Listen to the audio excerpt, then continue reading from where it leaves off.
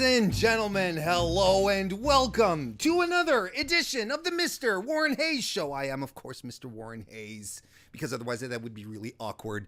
And it's a pay-per-view week, a WWE pay-per-view week, so of course it's time for a prediction show because, man, prediction shows are so much fun. Watching wrestling is one thing, but speculating about how things happen, that's the real sport. And speaking about real sports, I have a true sport with me. A true super fan that I'm sure most of you know out there. She's a pillar of the wrestling community. She's an interviewer. She's a podcaster. She's also fantastic. And I'm super, super glad to have her with me today on the Elimination Chamber preview show. It's Kelsi, everyone. How you doing, Kelsi? Oh my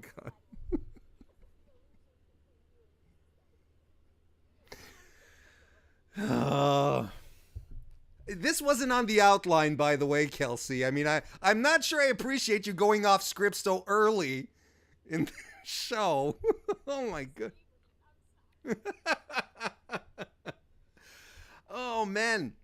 It's a pleasure to have you here. I briefly introduced you, and maybe there's a couple of people joining us live in the chat right now, because there are people live in the chat on youtube.com/Mr. Warren Hayes who are here right now. There's Darren Kirby, there's John Baez, Robert Larry, Richard Storm, for Pete's sake, Brian Payne, Jason is here. There's a whole Tim Travers here, whole bunch of people already here. Maybe the off chance that they don't know exactly who you are. Why don't you tell us a bit about yourself, Kelsi? What do you do? Sure. I do a lot, I guess. Yeah. Mm-hmm. But one thing's for sure is that I really, really love wrestling. It's like my number one passion. And I'm going to apologize right now because the one thing I'm bad at is predictions, but I will do my best to actually make decisions. My whole thing is I love wrestling. I love talking wrestling and sharing passion with other fans and other wrestling journalists and stuff. I think that's one of the coolest parts about being a fan and being really inside the whole mind of the business, kind of. You really get into it, get into sharing it. You can find me on Twitter at SuperKickingIt. I have a lot of opinions I tweet out all the time. My favorite promotions really are New Japan Pro Wrestling, Ring of Honor. I always like PWG, but I never get a chance to watch it anymore. WWE's kind of last on the list, I'm sorry to say. Please don't hate me, guys. But I do watch it, and I do keep up with it. And when it's good, I always do give it its due props, and I praise it when it's good. So that's me. And that's the thing. That's really the thing with WWE is that, you know, we hold them to a standard, right? We just want them to be good.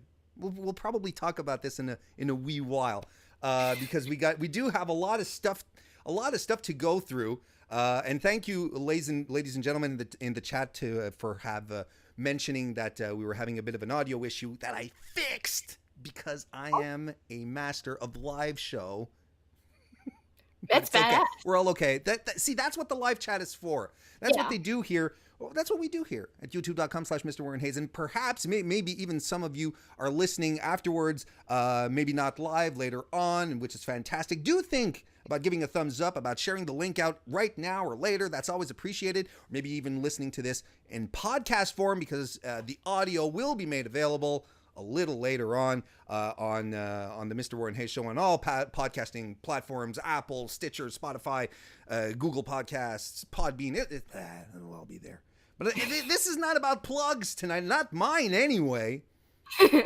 We'll be doing that a little later on. But for now, let's talk about Elimination Chamber 2019. Kelsi, I'm going to be frank with you. I'm also going to be Warren mostly, but I'm also going to be honest. That's a good one. Thank you. I think I do it every show, and I'm such a dad. The Elimination Chamber, I don't know what, in general.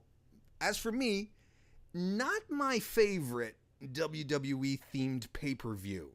Hell in the Cell is something, Money in the Bank, TLC, but Elimination Chamber, it always feels like they're trying to oversell it like this this cage and it's deadly and it's harmful. Kind of like Hell in a Cell, right? Right. It always feels to me like Elimination Chamber, at least the Elimination Chamber matches, they're always a hard sell. I don't know what your thoughts overall on the pay-per-view itself. I'm not really too much of a fan of super gimmicky matches and pay-per-views. I like Hell in a Cell because, that's been around longer. It makes more sense to me. And like you said, I basically have to agree with you because I'm right on the same wavelength as you. It's really too similar to Hell in a Cell. Mm-hmm. To just have this pay-per-view. They try to make it a little different. They tried with the pods and everything. To me, it just doesn't work that well. And so it's not my favorite either. I mean, one of my favorites is Royal Rumble, which we already just saw. And then, of course, WrestleMania. So this is kind of in a weird spot in between two really great pay-per-views. So having said that, the funny thing is I'm actually going to be at this pay-per-view in Houston. And I'm actually going to be doing a live podcast at St. Arnold Brewing at their beer garden right before the Elimination Chamber pay-per-view at 2:30. If y'all are in Houston or in the area, come and join us. It'll be fun. But it's funny that it's not my favorite, but we're going to it because it's nearby. Well, there you go. And you're right. I did see you tweet out that invitation, or at least the event. That's really cool. That's really cool. Well, yeah, I guess we're kind of on the same wavelength here. By the way, Anthony Suter of Smart to Death just popped in, and he says, I'm here for Kelsi and her sweet 90s t-shirt sporting the Ren and Stimpy. Man, That takes me back. I love me some Ren and Stimpy. But I love you, Anthony. You're the best. One thing that I'm not sure I'm super in love with is the build-up to Elimination Chamber. Well, it depends. It's very uneven.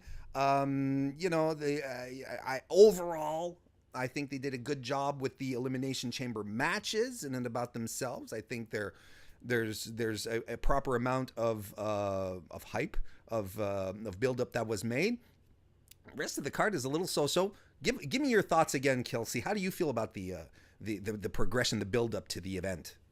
Well, I feel like, again, the spot of this pay-per-view, to me, is the main issue, because you're really trying to build more towards Mania. So the build towards this specific pay-per-view a lot of times gets lost in the shuffle. Mm-hmm. However, like you said, they have done a good job here and there for the most part.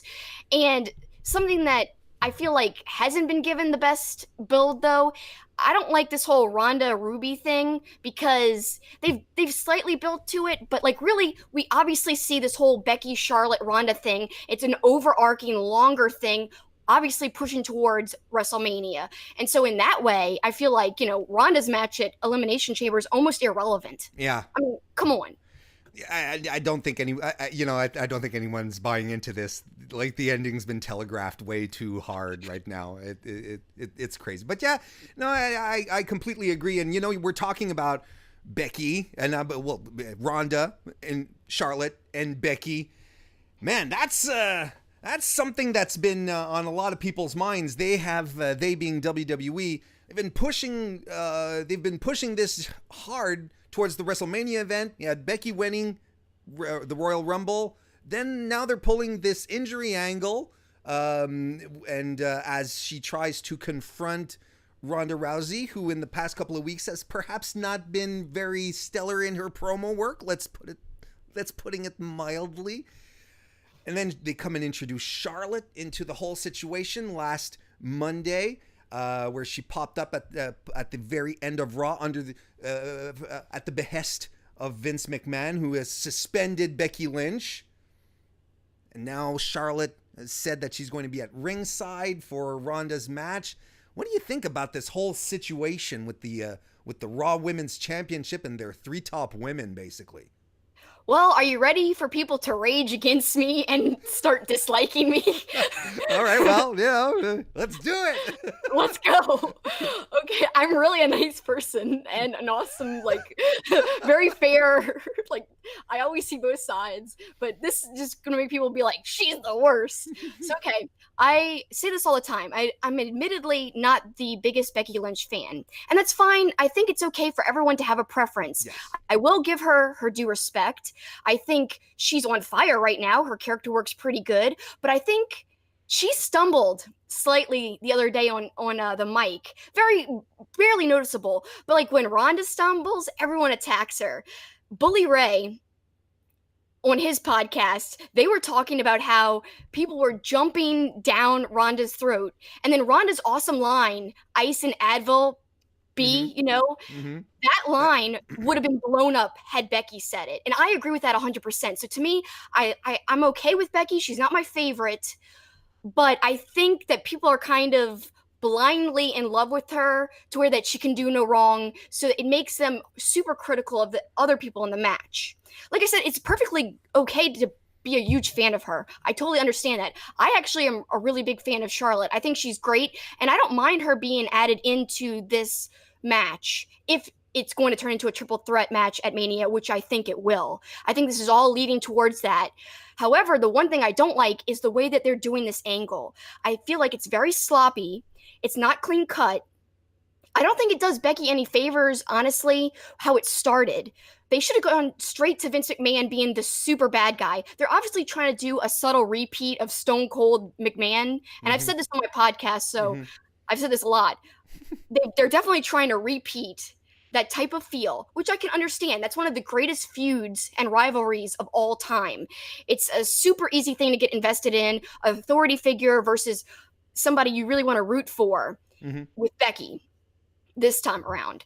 But to me, it's just like they should have gone straight with Vince McMahon being the super bad guy, because going this whole injury angle where they're like, get checked out by a doctor or you can't have your Mania match. And she was like, no. I think she, and it wasn't her fault. She should have been booked better in terms of, she should have been like, I don't trust you guys. She kind of subtly said that, but it wasn't clear cut enough for me. And now Ronda's also in an odd position because Charlotte's looking like the true heel in this whole situation because she's the authorities kind of player in this whole thing. She's the authorities pick in the match. Whereas Ronda's like, I want you to be in the match, Becky, but I also don't like you. So Ronda's kind of like in between. Becky's kind of doing this weird stuff where she's like, I don't want to get checked out by a doctor. Then she does. I don't want to apologize, but then she does. And now she's kind of screwed over. So to me, if it was just a little more well done, a little more clear cut, I would be way more on board with it. But I think it's going to turn out all right in the end. I'm kind of patient. And I do think that the triple threat will turn out awesome if it goes that way, which I think it will. And I know a lot of people are raging, saying, we don't want Charlotte. We don't want Charlotte. It's good enough to just be Becky and Ronda. Yes, it is good enough to just be them two, but Charlotte being in it, I think, is just as good because she has a history with both Becky and with Ronda. So to me, it kind of adds to the story. It makes sense. And if you want your baby face to be really super over, the ultimate baby face, when you think about it, overcomes the greatest odds. The greatest odds to me is not only facing one person at Mania, but facing two of the best women wrestlers in the division besides Becky. So to me, that would just make her eventual win more sweet. To me, if you're a Becky fan, I think you should be on board because how great will it be if she beats both Charlotte and Ronda in the same night during Mania, and hopefully what is the main event of Mania, let's say. I hope. Well, that's what I hope as well. Call me a purist if you want. I'm not a purist when it comes to wrestling and a lot of things, but I like WrestleMania one-on-one matches. That's just me. Like, I can get the idea of wanting to do a triple threat, but man, and especially if they do go, and I really don't think there's a bigger match right now in WWE than Ronda and Becky. I really, really don't. And it does make sense to close the show with it, with Becky getting a huge win. That's how I think it should go. And you know, there's just something special about having your one-on-one match, your main event just being two people going at it. And since it would be the first time that women headline WrestleMania, keep it simple. Yeah, you know, I see what you're saying. Just keep it simple. Now, I'm on your. I agree with you. Charlotte is fantastic, right? You know. Yeah. And I actually think since she started tweening, you know, around SummerSlam, you know, when Becky was supposed to be the heel, and when she started tweening, she switched. Excuse me. She switched up her offense, and she's much more strength based now than the athletic, more aerial stuff. Yes. She uses her strength, and that works for her because she's taller than most of the women on the Yeah. roster. She's believable when she pulls off that kind of offense. So if anything, heel Charlotte using strength offense works much more for me. And heel Charlotte is fantastic.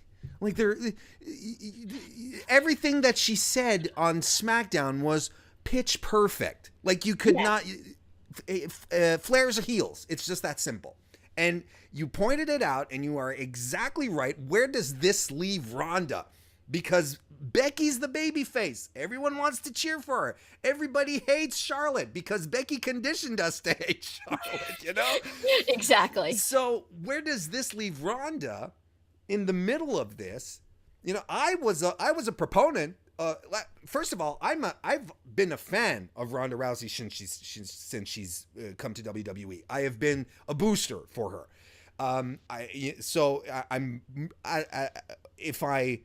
If I have bad things to say about her promo work recently, it's purely objectively. It's not out of a place of hate because I really like what she's done in WWE, catching on to wrestling so quickly. It's phenomenal.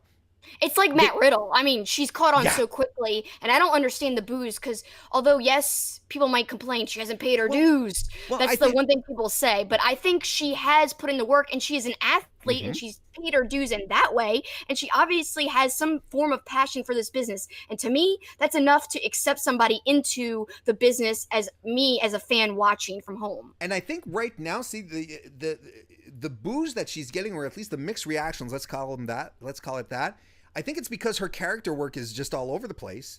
And I for one, would have turned her heel, like full-fledged heel, when she pushed Becky and Charlotte off the ladder at TLC. From that point on, Ronda, I have Becky on the brain. Ronda would have been much more served, better served, if she had just really become the baddest woman on the planet, stop coming out smiling to everyone and just coming in and kicking ass. Because that's ultimately what we want her and Becky to do. Right. That is what she does. I mean, and that is what she does. That's how she was in UFC. And so to me, that is her more real personality. Yeah. But you could tell I think in actuality, doesn't like the boos. No, it almost seems like she cringes when she gets booed. Well, we saw it a couple of weeks ago when she was getting heckled by the audience and she just froze, right? Yeah. I mean that, and that's just inexperience talking. That's, you know, if you head out, if you've been wrestling for 10 years and you've been working in gymnasiums and bingo halls in front of 20 people and you have 4 drunk dudes heckling you while you're cutting your promo, you get used to that. You develop your reflexes towards that.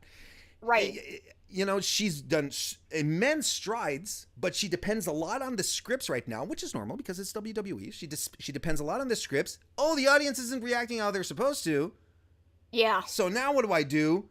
She froze up. She got mad. I thought she was this close to saying something inappropriate. I am 100% sure that she was on the verge of just saying, "You motherfuckers," you know? I wish she would have. That would have not that extreme, but but it would have been something. Just a little something there. So there's a lot of stuff going on there, but you know, one person we're not talking about all that much is Asuka, right? Who is a SmackDown Women's Champion. You know, you have your top 3, arguably it's hard to argue. Becky, Charlotte, and Ronda are the top 3 women. I shouldn't say females. I hate saying that. I apologize. I don't care. Top 3, but I don't like it. The top 3 women of the WWE, they're in an angle, but you still have Asuka, who is champ. We haven't seen her in a couple of weeks. WrestleMania's coming up with her. Now, let's continue down your hypothesis, or a lot of people's hypothesis, that we're heading into a triple threat match. Right. Kelsi, tell us! What do we do with Asuka at WrestleMania, damn it? Well, that is the huge question, and it's actually quite unfortunate because I thought we'd finally see Asuka getting back into prominence. I thought we'd finally see Asuka doing better and better again because she had that really great dominant streak for a long time. Then, of course, she lost to Charlotte, and then she hasn't been the same since. When she regained the title, I thought, yes, this is what we need. And then when she retained the title against Becky, that was awesome. And in fact, I know this is rewinding a little bit. I am surprised that that Becky tapped out even, but it was great for Asuka in a way. Kind of bad for Becky and her character. She could have easily just passed out or something. I think that would have been better suited for her. But Asuka looks strong again, and now we haven't seen her. It's almost like they're not valuing her right now. She's not that important. The three important people are Ronda, Becky, and Charlotte, which kind of sucks for Asuka because I don't think people should forget she's awesome. God, yes. So yes, she is. I just don't know what they're going to do with her. And then you've got Ruby going against Ronda, and obviously Ruby's going to lose. Now, that predictions. I know. I'm sorry. Spoilers. Well, I'll get into it more when we talk about that. But I just think Ruby's probably going to be diminished a little bit. So Ruby's not a big contender. Who's going to be your big contender? I mean, I'd love somebody like Kairi Sane to come up, maybe challenge. That'd be kind of cool. That'd be a great match. But what's the story? And we're running out of time here. So that's the big question. And guess what? I don't have an answer for you, Warren. I don't have an answer to your question. I don't know what they're going to do with Asuka. Well, that's the show, everyone. Kelsi doesn't have an answer for us. Thank you very much. And we'll see. I'm sorry. The energy just goes. No, but and I don't have a proper answer either. Like if we're heading into the triple threat, who and I tossed this out on Twitter earlier this week. It's like if we're doing this, who should Asuka face? And people are like, oh, Sonya Deville. Yeah, yes, I'd be down for Sonya Deville against Asuka. But is it a WrestleMania match? There you go. I don't know. It doesn't I have don't the think shine. so. It doesn't have the shine of a WrestleMania match. Otherwise, Ember Moon, but we don't know what her status is. That would be a little more up there, but still, like it's not a marquee thing. It's not like it doesn't have that main event, not that WrestleMania shine that you want. Like Asuka versus Charlotte last year was fantastic because Asuka was still on her winning streak, and it was perfect. Exactly. It was the right time to do that match. But and then we've got Sasha and Bayley already involved with something, probably. I have a feeling, I'm not going to spoil more predictions. I just have a feeling they'll be involved doing something else when it comes to Mania time. And so I don't think that either of them, because you could argue, how would that work anyway, though, because of the brands and everything? So everything is convoluted. Everything is very difficult to decide what would happen. And they haven't built up a lot of the secondary tier women as legitimate contenders for Asuka. So that's what's worrisome, like you said. Yeah, exactly. Because, you can think about Naomi. Naomi's a former champ. Carmella's a former champ. But right now they're dead. There's like nothing happening. In the chat, people are talking about Shayna Baszler, especially John Baez talking about Shayna Baszler, but that's a call up. And we already have a bunch of call ups right now who are on main, and EC3, Heavy Machinery, Nikki Cross. Nikki Cross is definitely one that we could talk about. Like, I wish she could challenge because I love Nikki Cross. I'm a big Nikki Cross fan. But again, I don't think she's been as prominent when she's moved up to this main roster spot. I mean, her with Sanity was gold. And it would have been okay if she isn't as involved with Sanity, if she was prominently as a singles women's wrestler, if she was pushed, if she was booked really well. But they haven't really been using her to the full advantage that they could. Like, they could take advantage of how great she is. Her character is awesome. And the whole crazy thing would be a great thing to do with Asuka. It would be a great dichotomy of personalities and styles, and I would love to see that. But again, there's no time. There's no time to build it properly. There's a little time, but they'd have to do it now. They have to start right now. They'd have to get Nikki Cross right up there straight away. She'd have to go beat the tar out of Asuka or something. But yeah, no, it's really strange. Quickly, before we get into predictions, the last thing we have to talk about, 2 words, Kofi Kingston. Right? Yes. Oh my gosh, yes. He deserves super props for that awesome performance in that gauntlet match. And let me just say, like, Kofi Kingston deserves all the praise in the world. He's somebody for the company who's done everything he's been asked to do. He's always delivered in matches, but, never got like a world championship run or anything. He's somebody who could have had one. I know he's not like a a really prominent name in some ways, but to me he is. Yeah. Because he's a really lovable guy. He's kind of, in my opinion, underrated. To a And certain extent, I agree. so to see him get that response from the audience where they were like, yeah, and they really respected his performance, I thought that was heartwarming. And we'll get into the predictions later. I was just impressed with his performance overall. I'm glad he's in this match, but I'm not happy that Ali's hurt or No. anything. But I think it's a great opportunity for Kofi, and he really did shine in that gauntlet match, even though he obviously didn't win, but he still shined. Yeah, absolutely. And you can always posit about the fact that, oh, this was the spot that was meant for Mustafa. Mustafa Ali was supposed to be the superstar here, but you just have to roll with it regardless. I mean, this Kingston, sure would have been fantastic. If Mustafa Ali had done the 60 plus minute thing and you were like, wow, okay, the company really believes in this guy. This is amazing. They want to build a new star because, man, how much how great was it that right then and there for them to build an actual contender for a title? Like, it just took one match, one performance, and they did it perfectly. And we have a tendency to crap on WWE when they don't do things proper, right? Right. But that was spectacular. And had it been Mustafa Ali, it would have been just as spectacular. But Kofi Kingston is such a fantastic choice to have put in that spot. And the guys in the New Day, they've said in interviews before. Oh, many times they've said, yes. They've said, one of the reasons that we're together, that we're doing this is to put Kofi Kingston in a world championship title match. Have him win a title. So it was no surprise to me when they came out and both Woods and Big E stood aside and let him do his thing. That's part of their thing. It was fantastic, and it was so well done by WWE on this point, just to create this moment and to make Kingston credible going into the Elimination Chamber. I enjoyed every minute of it. And I think you hit the nail on the head. He became credible. I mean, not that he wasn't credible before, but it was the perfect way to build him up as a contender in this match. You said it just right. And Ali already was on like a hot streak.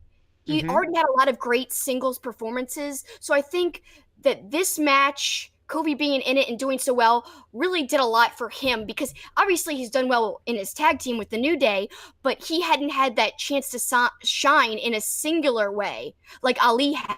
And now they had to make him shine before he was just inserted into this match. And like you said, WWE did a great job, because they could have not had any build to him being inserted into the match. They could have just announced it on WWE.com, which they've done that type of thing before. So for them to give the amount of time to that match overall, and to let him be in the match for that long, I have to give them props, because that's impressive, and it's something they don't always do. No. The whole edition of SmackDown was so fun. Anyway, all right, and we're not recapping. Jesus. I know, I'm sorry. No, it's fine. I was about to get into it myself. I'm reining myself back here. All right, let's get into it. We're going to start talking about the matches. Woohoo! Elimination Let's Chamber. go. Let's do it. We're going to start with the first match that's announced on WWE.com. I'm doing them in reverse order as they're appeared. Okay. So I'm not doing like, it's not an editorial that I'm doing here. I'm not like, oh, we should start with this match and end with this match. This is what's on WWE.com. So the first match that we're going to talk about is the Cruiserweight Championship. Buddy Murphy, the champ, against former champion Akira Tozawa. This will unfortunately probably be again on the pre-show, but I say unfortunately,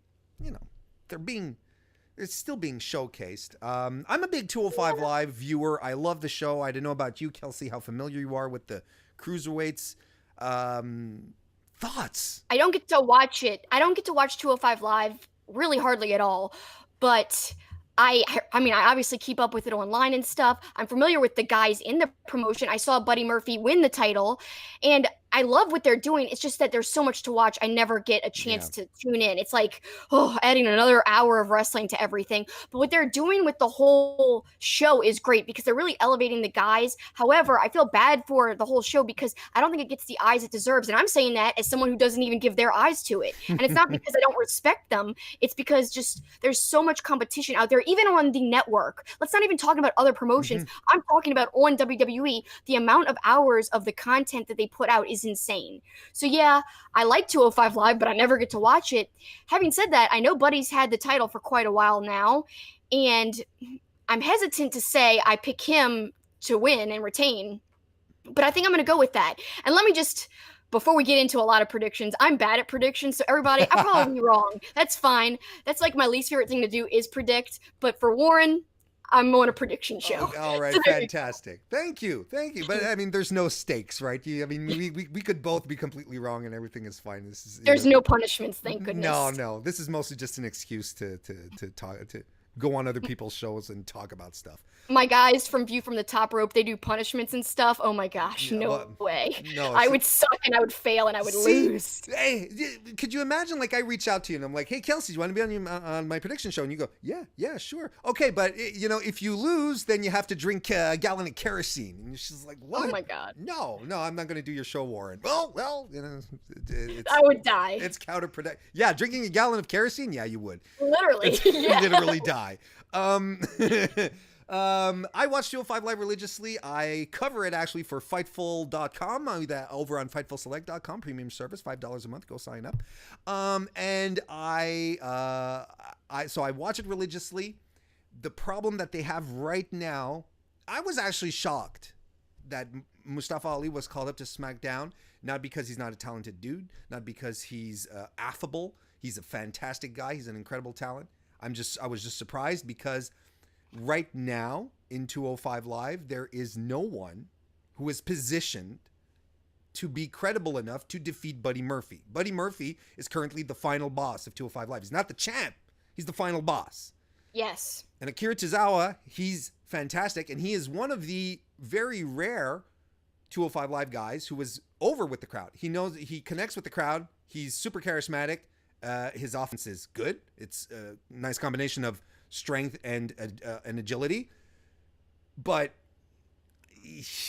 I don't think he's the guy who's going to do it. And honestly, right now on 205 Live, I do not know who's going to do it. I really did think that once Buddy Murphy kicked the crap out of Cedric Alexander and made sure that Cedric's chances were done, I was sure Mustafa Ali was just going to zoom in and have a nice progressive feud with Murphy that was going to culminate with Ali winning the title, but he's not there anymore. Exactly. And now he's injured. So, well, I mean, it's not like it's a concussion, so you might not be out for too long, but still, even if he wanted to, he couldn't be a contender right now. That's true. That's exactly true. But I mean, so I'm going to go with Murphy because, quite honestly, I don't see Akira winning, and I don't see anyone else right now. But we'll see what happens. So, move on to the next match here. It is Braun Strowman versus Baron Corbin, and apparently there has been a stipulation added to this match. It's a no disqualifications match now. I didn't realize it was a stipulation match. No, it wasn't. They announced it on social media. It wasn't booked that way. They added it in. I think it's because they want to give something to do. They want to give Drew McIntyre something to do. That's what I think. Well, I think you're right, actually. That would make sense. I mean, they need to spice up this matchup somehow, I guess. So I can't fault them 100% because I'm not really excited to see Corbin versus Strowman. So to have some foul play, I guess that at least makes things a little interesting. Give me your thoughts on this feud, Kelsi. I gotta know that someone has to tell me that I'm right to think that this whole thing stinks. It does. I'm not a big fan. I mean, I don't know. Corbin, I'm just not a fan of how they've changed Corbin's character over, I mean, how long has it been? It's been longer than 6 months. Has it been a year? This whole, where he's been, an authority type of figure. Guy. Yeah, okay. Yeah. Like, I don't like this whole thing. So to me, whatever he's involved with was not as good as before. I liked him, the old Corbin, even though I didn't even really like that version that much either. But at least it was kind of a little more interesting to me. It's kind of overplayed right now that he's aligned with the authority, and I don't know. But he's not even aligned with the authority. Like, he doesn't have a job anymore. Like, technically. Well, I know, but he's still wearing the suit, though. Yeah, he's still. Which I think it's part of like he's pathetically hanging on to the past, like he just wears his stuff because it reminds him of better days, kind of thing. There's something very sad about him coming to the ring with that. By the way, chat, let us know who you think is going to win this match, Braun Strowman or Baron Corbin. Do continue, Kelsi. I just think that this feud's a little like I'm over it. So Yeah. I don't even know who's gonna win. I mean, if there's foul play, I could be wrong, but I could see Strowman, I guess, winning. I don't know, unless, like you said, there's gonna be something amiss and afoot Yeah, going on. exactly. Darren in the chat just let this out here. Has anyone's buzz faded as quickly as Braun Strowman's? And that's, I think it's part of the situation, part of the reason why maybe we're a little exhausted of this feud because, you know, in the area, in the time where it was let's get Roman over at all costs, and they decided to turn Braun heel when no one really wanted it. They've started flip-flopping with him. You're not quite sure what he's doing. I feel bad. I really feel like Braun Strowman's peak, as far as his, you know, organic popularity goes, I feel it's kind of faded because of bad booking decisions. I agree with you 1,000,000,000,000,000%. And that's because if you look all the way back to almost a year now, so it's a little under a year, WrestleMania, I mean, that ridiculous thing with the kid. It was fun. It was a cool moment in a way. You know, I laughed at it at the time, but then also when you really think about it, it was absurd. Yeah. He was so hot for a time, Yeah. and they just let it melt away. Mm-hmm. He could have been somebody of prominence because I really loved him screaming, Braun. I liked his intensity at some points. But again, it all just fell by the wayside because of the way things were booked. Like you said, I couldn't agree more, really. And it just hasn't been the same since. And that's why I think his involvement in this isn't exciting for a multitude of reasons, one being his stock has plummeted, but Corbin's really not exciting either. So both of these guys, nothing really kind of intense going on with either of them. Yeah, exactly. And like I think Braun is going to win just because, you know, I think Drew's getting involved hardcore, but I also think Braun is going to win because they want to sort of keep the monster thing going, but man, he's kind of dead in the water right now as far as this boat has sailed. Yes. I gotta say, I'm a little nervous that you're picking the same picks as me because this is bad news for you, dude. Like, like you're gonna be wrong because I'm wrong all the time. Well, I mean, let's see how this keeps on going. And in the chat, there's a lot of people who are talking. It seems a little even, bit of Braun, bit of Baron. It's hard to say, but man, let's get this feud over with. Let's. I don't care who wins as long as it ends. Let's just finish it. All right, next, Intercontinental Championship. It's a handicap match, Kelsi. The almighty Bobby Lashley and his hype man Lio Rush versus Finn Balor. Kelsi, I'm going to put this very succinctly, very simply to you. Who booked this shit? I don't know. I'd like to know because it's absurd. It doesn't make sense. Why would Lashley need Leo's help? 1, 2. The whole thing's absurd. I guess the real number 2 is Lashley isn't exciting. He could be awesome if they just, you know, had him be really extreme, really powerful. I know Leo's supposed to be his mouth guy so that Lashley really doesn't have to talk, but to me, it doesn't make him seem more threatening or better. It doesn't even make him seem more exciting. It's just, at least he doesn't have to talk. That's basically it. It doesn't really add to anything, though. You know, obviously that was his problem. Sorry, I just interrupted. That's what, you know, obviously that was his problem is that, you know, they had him do the promo work and it was terrible. But then again, the promo work that he had been put in with was terrible in and about itself. Let's not forget the feud with Sami Zayn was not a glorious time for anyone involved. You know, Sami did his best, who is typically able to spin gold out of just about anything. He wasn't able. Bobby Lashley, fine on the mic, but no magician. You know, even on his best day, he wasn't able to pull through. That was a lot of character assassination going on. They didn't have much of a choice to toss him in here. I find this strange that they're not just throwing Finn Balor, who had a fantastic match with Brock. Yeah. As if I could forget his name, right? Well, he's never around, so There I you don't go. know. Thank you for covering for me. You're welcome. But Brock, he had a fantastic match with Brock, took him to the limit, right? Yeah. Brock Lesnar had to pull out shit that he hadn't done in years to try to beat him. Now Finn's getting his ass handed to him by Bobby Lashley, who was a big guy. He's a tough guy. That's not the question. And now they need to be two on him. Maybe that's the thing. Oh, he took Brock to his limit. We have to be two to. We have to be. There's got to be two of us to beat him. I don't know what the logic is. I'm sorry. If they weren't setting up Seth Rollins versus Lesnar, if Seth is good to go by Mania, I would have loved to have seen a rematch with Finn come out as the Demon and face Brock. That would have been flippin' amazing. I would have loved to have seen that. But, as far as this match for Elimination Chamber, I don't really know what makes sense for them to do. I guess what you could do is have Finn pin Rush. I mean, because why is Rush even there? Whatever. You could have Finn pin Rush, and then you could have a singles match at Mania between Lashley and Finn, and I could see Finn going over at Mania. Sure. That would be great. Or you could have, Lashley, with the help of Leo, beat Finn and still have the match at Mania. So really, I'm being really indecisive with my choice then. I'm with the winner, so, oh gosh. I don't even know who I want to choose. I guess I'll just choose Lashley to retain. Lashley to retain. Okay. See, I kind of feel that they put Leo Rush in here to take the fall, to take the pin and protect Lashley. And I think Finn is winning. I'd see Finn, but I was going that direction at first, but then when we were talking, I was like, I'm changing my mind here. I don't know. See, because I'm convinced that this is why they're putting Leo Rush in the mix, so that he can take the fall and protect Lashley.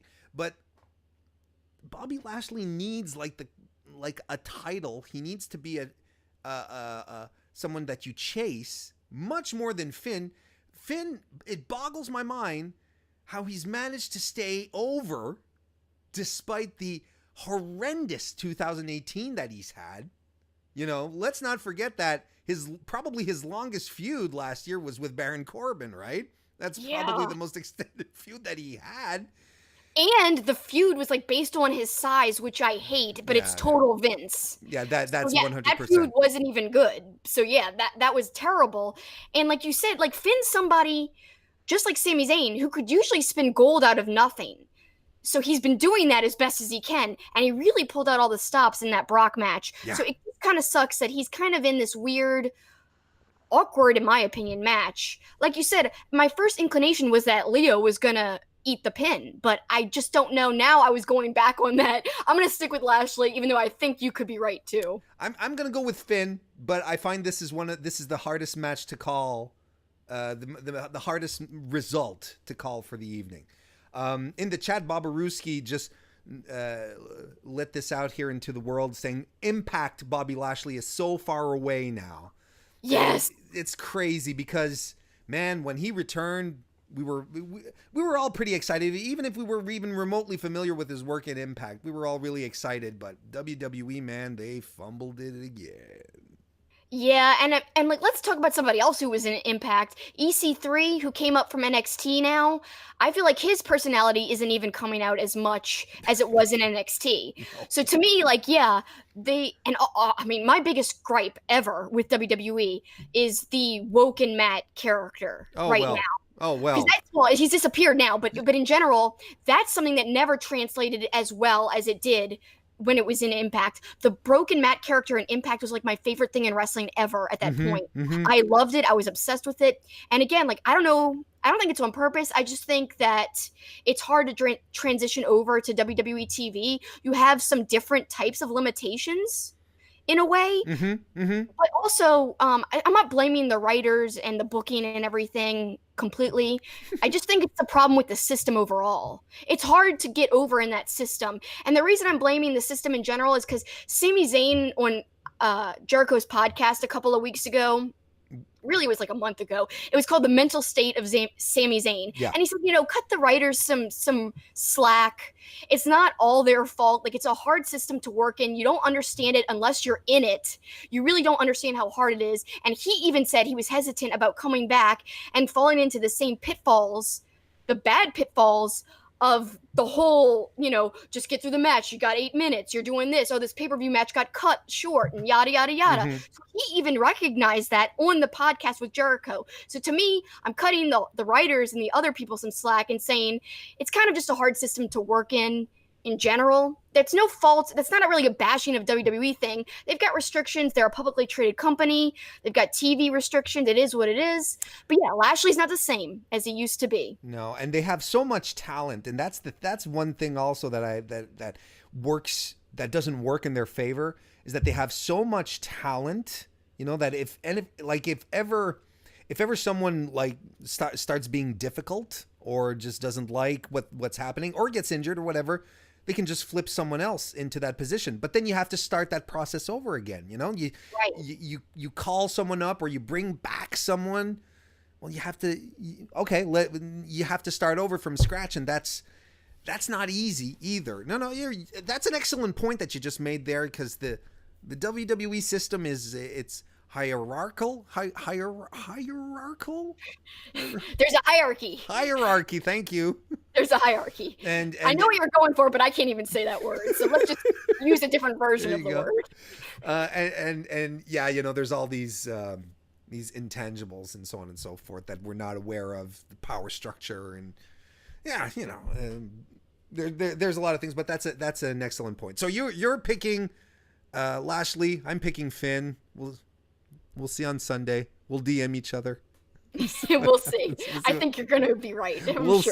We'll see. Next match then. Let's talk about, this one. Okay. Yeah. SmackDown Tag Team Championships on the line. The greatest tag team in the world.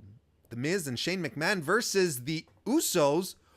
Or will it even happen, Kelsi? Because I think it... Yeah, unless if you've been off Twitter and social media, I'll just transition into this, and then you can I'll deliver it unto you. Jimmy Uso was arrested last night for disorderly conduct. I guess he was in a car. He was drunk. Naomi was driving. He wasn't driving. Right. And police pulled him over, and Jimmy was he was buying into his own hype, I guess. And he was squaring up against the cops. He took his shirt off. He was rearing to go, and he got taken into the clink, the drunk tank for the night. Exactly. Yeah. This is not his first offense either, right? It's his third time getting arrested since, I think, 2011. Now, that is crazy to me. The company hasn't done anything necessarily. Yeah. I mean, I remember the last time. It didn't seem like it was that long ago, and it didn't seem like he was even suspended. No. So I don't know. They even put out a comment and said, he is responsible for his own actions. That was their official statement on it. So to me, it's all very odd. I think the match is still happening at this point, but this makes my decision super easy. Yep. And before I get to the decision, let me just say, he believed in his gimmick so much, and we talked about this earlier, so I'm repeating it. He wanted to make the penitentiary, literally, he wanted to make it the Uso Penitentiary. There you go. Going into it. He was living the gimmick, man. That's never a good thing. But I find it baffling, because WWE it's so important for them to keep up appearances. And to be the publicly traded company, when they got in hot water with Saudi Arabia for the last, not the Greatest Royal Rumble, the other one there, the Super Show. No, it wasn't the last one they did. And whatever, I didn't watch the last. Neither did I.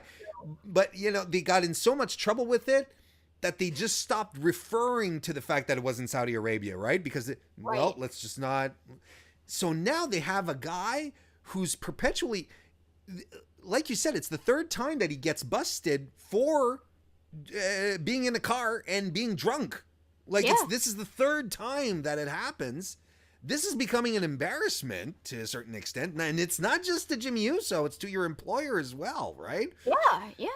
And I mean, you know, he's put in a place of prominence, so on and so forth. But yeah, I think the match is pretty easy to predict. Folks in the chat, feel free to drop your ideas. But we could touch on how fantastic and how much chemistry Shane McMahon and The Miz have, right? I guess. Oh, what? I think it's such a random pairing. I feel like I understand it because the tag division is so thin. And I have to support my own previous beliefs. I have been saying that the tag division is the weakest part of WWE right now. The women's division is the best part, in my opinion. Or their whole roster, the talent pool is awesome. But the tag division is not booked very strongly. And again, it's just so thin, and it's broken up between two brands. So it becomes even thinner then. So you've got these makeshift tag teams, which also happens in New Japan Pro Wrestling. But to me, they work together in multi-man matches so much in New Japan Pro Wrestling that a makeshift tag team there seems more natural than in WWE. Yeah. To me, yes, the chemistry is there, but I'm having a hard time, one, accepting them as like tag team champs, and two, just, I don't know, Shane McMahon, I marked out when he returned to the WWE, but having said that, I feel like he should be somebody with a belt right now with his role backstage and everything. Absolutely. I think you should let the current roster, you've got so much talent, let them shine. There's people vying for time on TV, and you've got Shane McMahon as one of your tag team champs. Now, yes, the Revival, who I was complaining that they didn't get a lot of time and basically accolades, they have won. And there's somebody that people are speculating to be leaving for AEW, where I'm sure tag team wrestling will have a much bigger and higher up platform than WWE, because obviously the founders, or some of the founders, are tag team wrestlers. So of course they're going to value it a little more than WWE, and that's just understandable. Yeah. But and I just think that I'm having a hard time with Shane and The Miz. Although I know people like it, so please cut me some slack. I just got some points. I want to make it clear. I have the exact same reservations as you as far as the tag team division goes, and creating a tag team with two singles wrestlers when you have, just on SmackDown, the Usos, the Bar, Sanity, the Club, which are all fantastic, true to form tag teams, not mentioning the New Day, of course.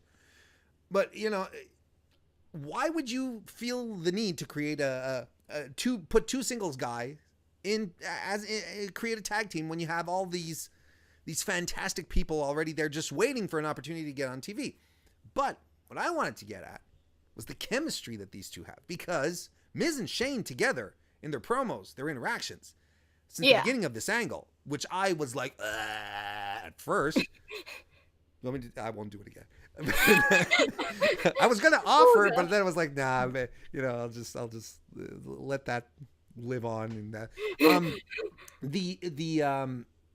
the way that they've been interacting with each other has just been fantastic. They have great chemistry. The promo that they had, the Miz TV segment that they had with the Usos this week was awesome with everyone. But I mean, even Shane and Miz had, you know, they were playing off each other. It was just, it's just good. Their chemistry is really good. I'm hoping that it builds towards Miz screwing Shane.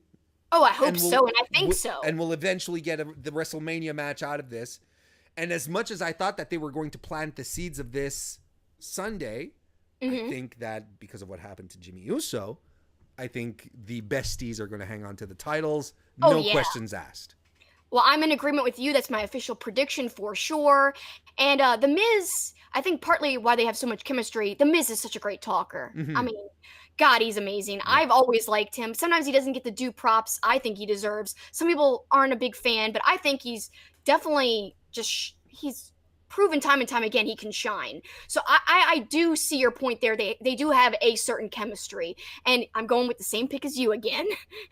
There we go. So as we're going, if you're keeping count right now, we only disagree on 1 point.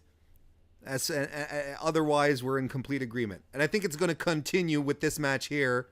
This match here. This match here. I assume I know this match. This match here. This match here. It wasn't pulling up for some reason. Ronda Rousey, your Raw Women's Champion, against Ruby Riott. Ronda retains. Oh gosh, yeah, that's all we need to say. We kind of already talked about like why this match shouldn't even be around, but they have to have a match, I suppose. And I just hate that it's Ruby who's gonna take the fall. Yeah. There might be some, you know, some weird stuff going on the outside if some of the Riot Squad's out there, but I don't know. I definitely know that it's going to no matter what. That's all you have to say. And Charlotte is going to be at ringside. She said she'd be at ringside, so okay, there's something that's going to happen.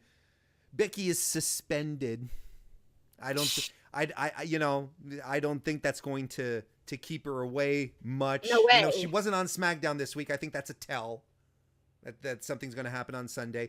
But man, if there's one thing, as much as I enjoyed having Ronda on the roster and progressing, the one thing that I didn't like, that I still don't like, is how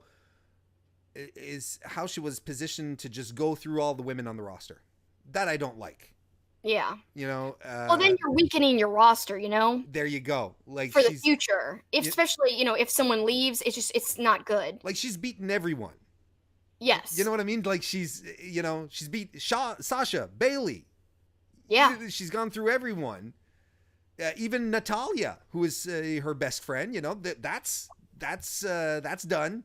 Now Ruby, I'm not very keen on. That's one thing that I'm not keen on. They could have had her drop the belt for one pay-per-view, just one pay-per-view cycle, just to spice it up a bit. But then again, I would have booked Ronda Rousey in WWE in an entirely different way as well.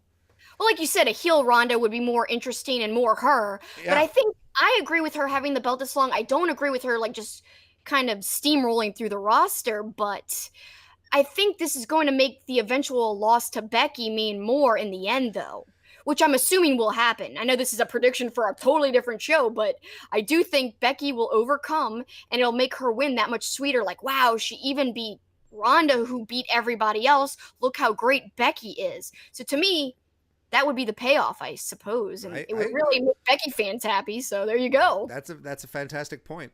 Anyway, I don't think there's much more to add on this match here. We'll move on. I think we both agree Ronda Rousey here is going to come out on top. But what about this one here? The women's first ever. No, this is the second. But it's for the first ever women's tag team titles, which aren't exactly the first ever. But you know what they want. You know what they mean. Yeah. You've got all these teams. You have Sasha and Bailey, Sonya Deville and Mandy Rose, Naomi and Carmella, Tamina and Nia Jax, the Riot Squad, and the Iconics, all going into the Elimination Chamber to crown the very first women's tag team champions. Let's just go right to it. Who you got? I think the only way Sasha and Bailey can't win and won't win is if they have something big planned for Mania, like they want their first win together as a tag team to be on a big stage maybe, but I think it'd be the wrong choice to make someone else the first tag team champs. I think it should be Bailey and Sasha. They're at the top of the division, besides some of the other women we've already been talking about. They really, who else could it be and should it be? I think it should be them. Okay. And then they could defend it at Mania. So to me, I think it should be them. But I'm surprised because I've been reading a lot of stuff and nobody else that I've been reading has been picking them, which I find surprising. Really? Like they're going like for probably Nia and Tamina, right? Yes. Yeah. Like I saw CBS Sports. Like I just happened to be reading articles all day. I looked at them. They predicted Nia. And then somebody else predicted somebody else even. I think somebody weirdly predicted the Iconics, which I don't think should be the right choice at all. I argued this a little earlier on this week. I was on the Fightful's the Division podcast, their podcast about women's wrestling, and we talked about we talked about the Elimination Chamber, and I'm going to reiterate a bit what I said there quite passionately. There is only one good answer to this question. It's Sasha and Bailey. Yeah. All the other answers are wrong. And the main reason, the utmost reason, is that if they do not win, WWE effectively invalidates Sasha and Bailey's 2018 because the majority of their 2018 was built around the idea of these titles. They were supposed to feud, but then at some point, oh, no, we can't have them feud. We're going to do titles. So we're going to send them to therapy so that they can work out their issues, right? And this is a whole other can of worms here that I'm not going to open up. But they did nothing of value with either of these two women who are stalwarts. They are part of the upper echelon of women's wrestlers in WWE. They did nothing with them around this premise, this pretext that there's going to be women's tag team titles, and we're going to give them to them, which makes sense because they're big stars. They can immediately give credibility to the titles. So, yes, I agree. So I get the logic. Of giving it to Tamina and Nia because they are perfect chasers. Perfect chasers. But, god damn it. Please don't do that, Don't do it. Give it to Sasha and Bayley because it will just make 2018 feel so much better. It will.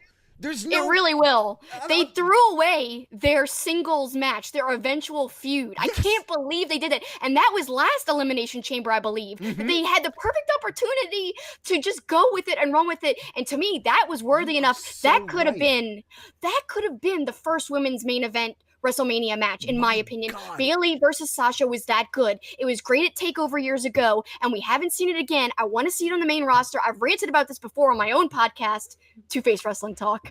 That's my plug there. But I've ranted about this before. Why throw away their feud if we're not going to get the payoff in their tag team? You know, they should be the first champs. I hate using the word deserve, but we deserve a payoff. We deserve it. It because we've stuck by them. But they've done the work too. They deserve a payoff of their own story too. And they had a terrible 2018.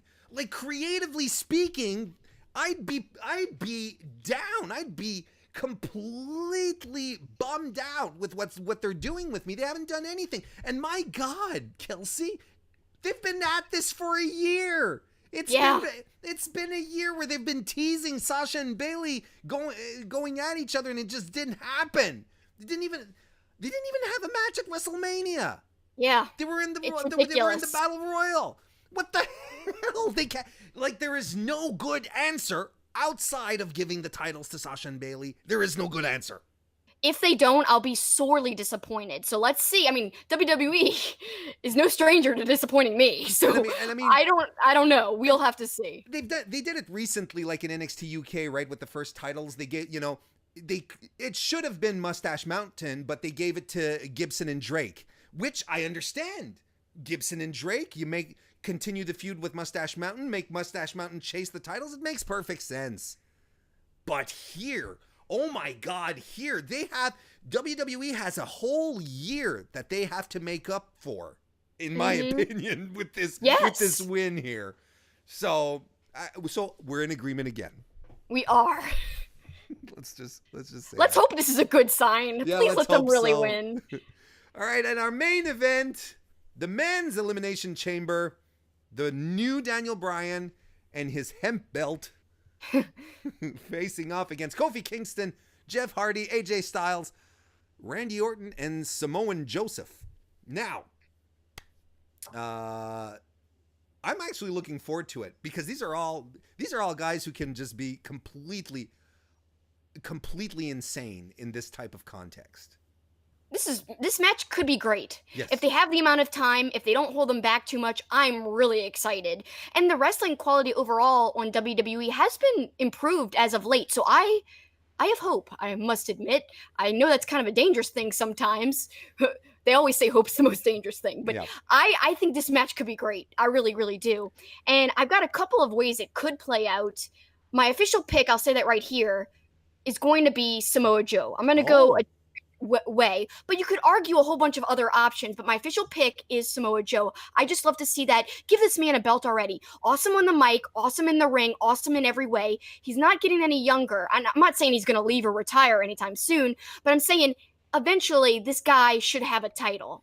Well, and I He mean, really should. it warms my old cold Canadian heart that you're saying this, because I have been arguing for months now about Samoa Joe. Samoa Joe somehow still maintains this sheen of being a sociopathic stalker that can snap your neck like that, despite the fact that he never wins the big matches. Every pay-per-view, every big match he's on, he comes up short.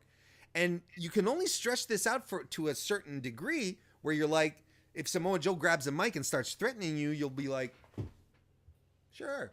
Yeah. Whatever, man. You know? And I mean, I would love Samoa Joe to have a run with the title, especially with the hemp belt. And then he just and then we could have the rematch at Mania, you know? I'd love to see Daniel Bryan versus Samoa Joe one-on-one.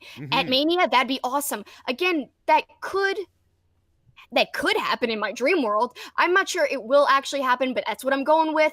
And again, like Kofi having that great run in the gauntlet match, and maybe backstage them seeing the positive response, maybe they'll let him win. That would be insane. That'd be awesome. It'd be a great thing for Kofi. It'd be a great feel. But, you know, how would that play out at Mania with him defending you know what I mean? So I just don't know. But I'm going with Samoa Joe, because that's what I really would love to see. And you could easily say Daniel could retain too. But again, Joe is my pick. Joe. Yeah. Oh, I mean, if I'm booking with my heart, I would have made Samoa Joe a champ long time ago. Me too. He would have been Universal title. He would have been a champion. He would have been WWE champion. I would have managed all of that. But I think Daniel Bryan retains. I think the thing with, you know, Eric Rowan is not there by mistake either. Like, it's not you know, I think this was added for very specific reasons as well.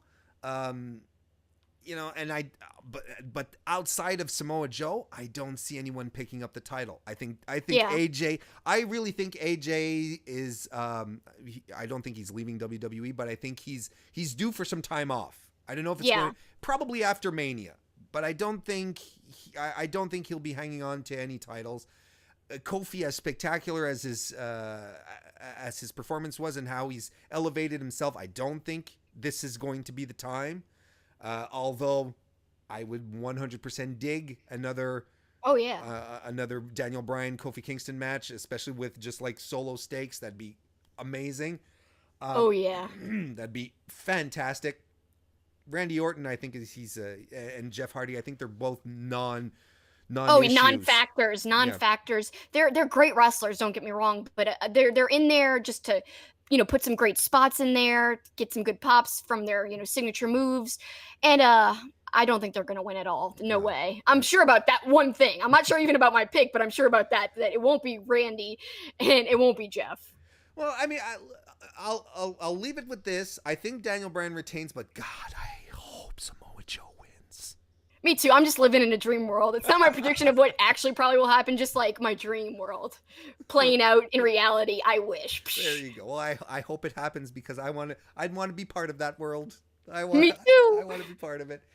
Well, we're gonna wrap this one up, Kelsi. This was a lot of fun, and I'm really glad that you came on the stream and did this. Why don't you take a few moments to tell everyone what you do, where they can find you, etc., etc. Well, thanks so much, Warren, for having me on. You could find me on Twitter at SuperKickingIt, SuperKickingIt. And then you could also, I can't even spell. I was like, what am I saying? I was too busy trying to think of a Mrs. Doubtfire quote to end the whole show. I'm sorry, Warren. Don't hate me. But anyway, you can find me at SuperKickingIt, like I said. This is all Anthony Suter's fault. God, I know. hate that guy.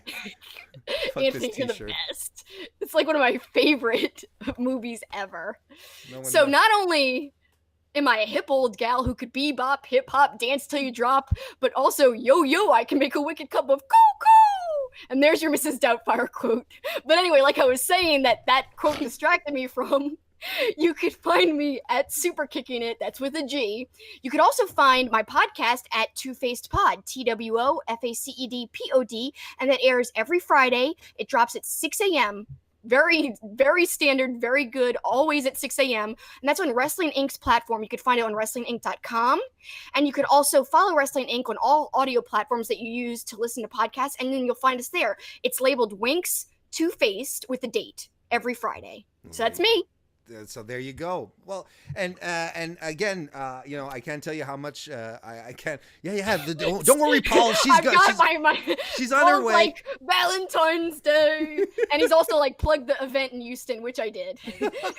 We have a live podcast. It wasn't even because I know you guys have something planned, and it's not even like, come on, we gotta go. It's like, plug the event at Houston. That is really more what it's like. There's a note here. Plug it. It says it there. Plug the event that he wrote and slipped me. But yes, we have an event in Houston before I forget. It's on Sunday before Elimination Chamber, and we're going live. You could find us on Wrestling Inc. on YouTube. We'll be live, just like you and me are live right now. You could chat with us, turn in your questions, tell us what you predict about Elimination Chamber. Hopefully I'm right about my predictions, and hopefully you are too, because you had a lot of agreements with me, but we'll only have to see. We'll have to wait and see. We'll have to see. Kelsi, it was an absolute pleasure to have you. Hope we can do it again soon. Me too. It's been a long time in the making, and I'm very happy that you came over. And as for the lot of you, well, you know where to find me. YouTube.com/Mr. Warren Hayes. You can also find me on most all of them. I've been saying most, but the podcast thing is everywhere. And you can follow me on Twitter at Mr. Warren Hayes and on Instagram as well. And why don't you check out FightfulSelect.com, where I do a bunch of stuff over there as well. Ladies and gentlemen, Kelsi, thank you everyone for joining us this evening, and I will see you next time.